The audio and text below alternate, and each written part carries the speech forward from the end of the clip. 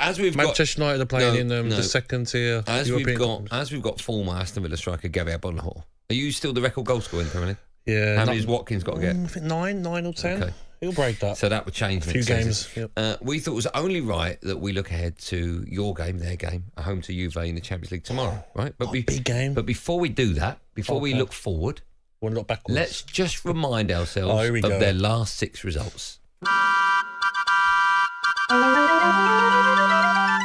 Angles wide, catches across towards Mateta, defending for Crystal Palace. It's finished Aston Villa 2, Crystal Palace 2. You were miles off. Goals came from Nunez and Mo Salah. Of course they did. It's finished Liverpool 2, Aston Villa 0. You were miles off. He laid it square to Tyrone Mings, who then picks up the ball inside the penalty area. And Van Aken has drilled the penalty down the middle. Villa don't get away with it. Miles off. Full-time, Tottenham 4, Aston Villa 1. It's Crystal Palace who've taken the lead again. They're 2-1 up here. Dai Kamada on as substitute. It's Villa 1, Palace 2. Full-time at Villa Park. It's Aston Villa 1, Bournemouth 1. And Villa, they stopped the rot of defeats, but it's only 1 win in 7 now in the Premier League. You are a million miles off it. What's this music about? It's like an old school cartoon, isn't it? Clowns. Get lost. Clowns. Well done, one more Billy. What you got for me?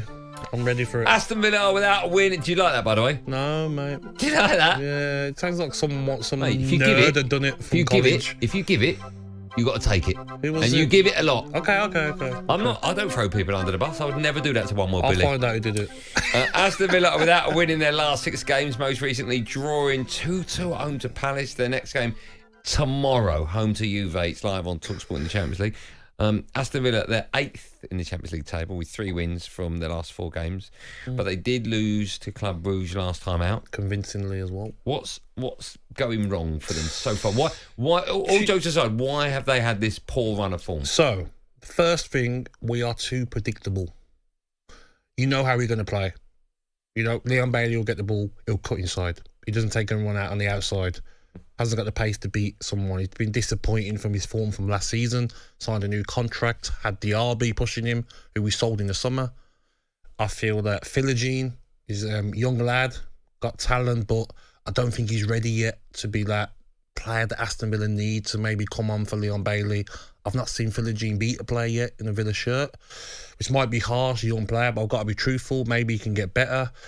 I feel that we need to find a way of getting Duran into the side. I feel that we haven't got out-and-out wingers. Do you know what I mean, mate? I look at, like, Chelsea, I look at Madueke, I look at Neto, just getting at players.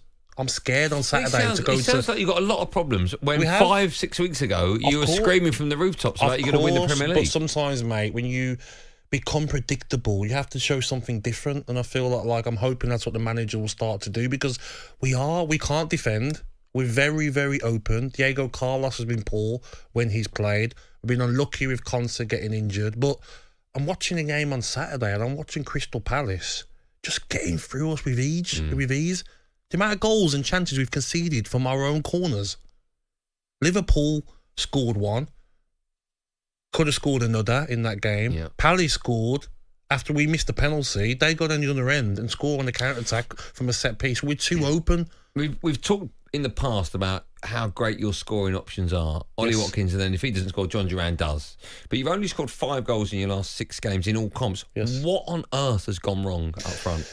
Well, I think Watkins will always score goals. You know, on the weekend, we got 2 against Palace, missed the penalty from Tielemans. You know, I don't think we've got an actual penalty taker after Douglas Luiz has left. But maybe teams are starting to work Aston Villa out a bit. You know, Morgan Rogers, outstanding talent, likes to get it in that number 10 position. Yeah. But when I watch now, there's always someone on him. He's finding it harder to get that space than maybe he was. Teams take 4, 5, 6 meetings before they play games now. You know, they get used to how you play. You've got to mix it up. It doesn't help when you counter-attack and you've got someone like Leon Bailey who wants to come inside, and the fans are groaning every time he loses the ball, moaning, because you want to see the Bailey of last season. You know, your wingers can win you games. Yeah. Then you're looking on the left, and John McGinn, great player, but John McGinn's on the left wing when you want him in the centre as a centre midfielder. We're crying out for some more wingers in January. Do you think you'd have this problem if you didn't have European football? How Not much? really, no. I don't, mate. I just feel that we have to offer more. I was lucky enough to be at the last away game against Club Brugge, and we offered nothing. We just couldn't get a chance on goal. Do you know what I mean? First half, we had a couple of opportunities. Second half, it was the most comfortable Champions League game you would have seen on that week. Yeah. So I think we have to see Villa now look at, like, can we mix it up? Can we find a way of getting Duran and Watkins and Rodgers as a front three maybe? Then can we get McGinn in the middle with Tielemans and Onana, or Tielemans and Kamara? Try something different maybe. Is your squad deep enough then to be competitive on all fronts? It's not. No, I don't think we've got enough options on the wing. I mean, love Jacob Ramsey, outstanding player. You're not a fan of Bailey, are you? We missed him. You know what? I am. Last season, when he had Diaby pushing him, them two were like, who's going to play? I've got to be at it. Yeah. I've been there, mate. When you've got competition, you raise your game. This season, I'm just watching him. It looks like he's lost a yard. Looks like he hasn't got the confidence to take a player on. But last season, he was flying past players, scoring screamers. This season, confidence low. And if his confidence is low, Philippines is not a good enough player to come on for him, I don't think, at this level.